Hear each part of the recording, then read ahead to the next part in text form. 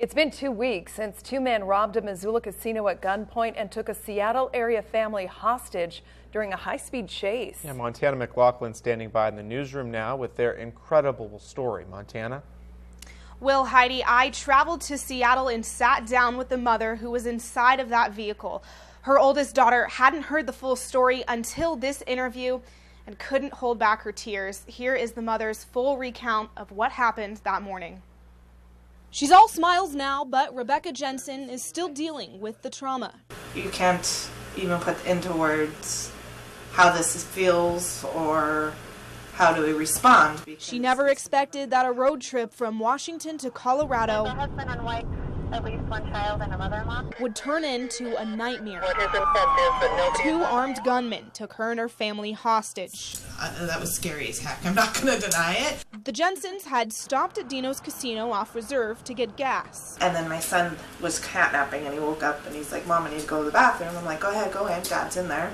When he went in, he was met with a gun to his face. And about that time I looked up and my husband's like this walking through the store and I'm like, OMG. The suspects released the father and son moments later. They ran out and called 911. And Robert had no more finished giving them the description of my vehicle when the doors opened to my car, and there they were. The suspects had shown up, guns in hand, and forced their way inside. Tell them to stop the car and let everybody else out. Cops on their tail, the family of 5 was taken hostage in a 2-hour-long high-speed chase through Missoula. Only willing to let one kid out right now. Jensen said her first thought was to get her kids, ages 12 and 14, out. The main suspect told me that they were going to grab him by his hair and put a gun to his head to show the cops that he was serious. My mom said, no, you're not, and pulled him out the other side of the car. Her son, daughter, and mother-in-law were let go.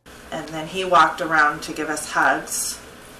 And when he was hugging my husband inside the car, he said, kiss your parents goodbye. But the suspects refused to release the parents. After speeds reached over 100 miles an hour, and the suspects shot at officers, Okay, it's confirmed. Both males are armed. law enforcement lost track of them for about 45 minutes until the parents turned up on Highway 93. The only time I think I ever felt like I was going to die was when we were up on Sweetgrass Lane.